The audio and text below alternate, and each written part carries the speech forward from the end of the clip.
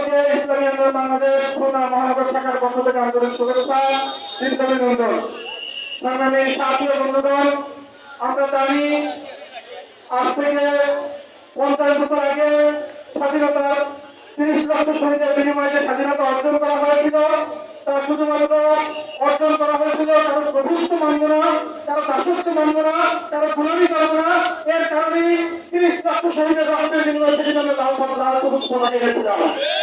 কিন্তু আজকে আমরা কি দেখছি, আজকে আমাদের বাংলার কাছে কারাগার বিমানরা কারাগার কি বলতে চাই আমাদের বাংলার দেশের কাছে। আমরাও বলতে চাই, আমরা ইসলামী আন্দোলন বাংলাদেশের সৈনিকেরা স্বাধীনতার সেই চেতনাকে আমরা ভুলে যাইনি। সৈনিকেরা স্বাধীনতার সেই সাম্য মানবিক মর্যাদা আমরা ভুলে যাইনি। সংগ্রামী সাথী বন্ধুগণ, আমরা দেখলাম স্বাধীনতার পর থেকে বারবার কোন একটা রাষ্ট্রকে আমরা বারবার শুধু মেনে আসছি। এর কারণ কি? এর কারণ হলো দুর্নীতি। সংগ্রামী সাথী বন্ধুগণ, আজকে আমরা জানি দুর্নীতির সেই পরিমাণে পাহাড় আমাদের বাংলাদেশের মানুষ ধরেছে, আদৌ আমার বাংলাদেশের লাল সবুজের পতাকা প্রকৃত থাকবে কি থাকবে না আমরা জানি না। কারণ আমরা যখন আমাদেরকে পুলিশের আইনের অবস্থা যখন আমরা দেখি সে যদি আর 2 বছর ক্ষমতায় থাকতো না যদি কুমারগঞ্জে কিনে নিতেছে। বন্ধুগণ, কারণ সে 2020 সাল থেকে 2022 সাল পর্যন্ত শুধুমাত্র তার নামের পরে 75টা দলিল করেছে। সংগ্রামী সাথী বন্ধুগণ, শুধু তাই নয়, তার স্ত্রীর নামে ঢাকায় বাণিজ্যিক ফ্ল্যাট ক্রয় করেছে, তার সন্তানদের নামে ঢাকায় বাণিজ্যিক ফ্ল্যাট ক্রয় করেছে। সে 2016 সাল থেকে 18 সাল পর্যন্ত প্রায় 50-এর উপরে দলিল করেছে। আমরা দেখলাম তাদেরকে আমরা মনে করি আমাদের রক্ষক, আমাদেরকে তারা রক্ষা করবে। তারাই ঘন্টার পরে ঘন্টা, দিনের পর দিন, দিনের পর দিন তারা প্রশাসনের করতে ফাঁকি দিয়ে তারা দলিল করছে, তারা আমার দেশের টাকা উৎপাদ করছে।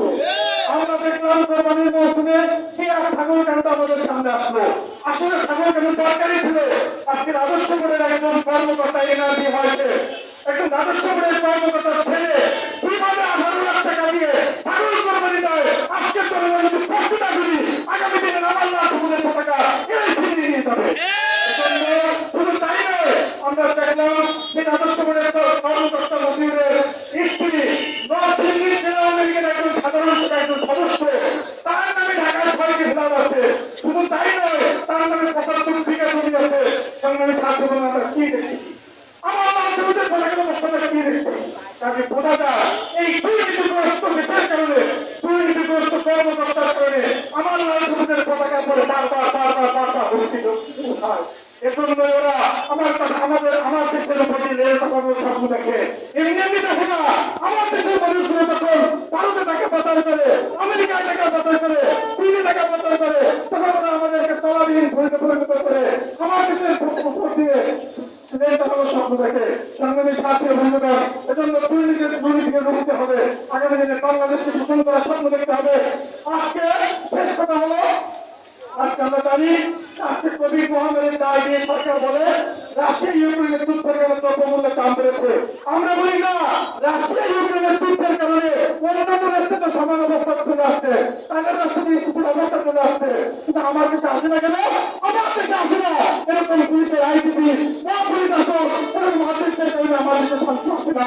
বন্ধুগণ, শেষ কথা হলো, ইসলামী আন্দোলন বাংলাদেশ রাজনীতি করছে মানুষের কল্যাণের জন্য, ইসলাম দেশ গড়ার জন্য। কাজে আজকে থেকে দীর্ঘ শপথ হোক, এদেশের মানুষকে বোঝাতে হবে, এদেশের শ্রমিককে বোঝাতে হবে, এদেশের কৃষককে বোঝাতে হবে।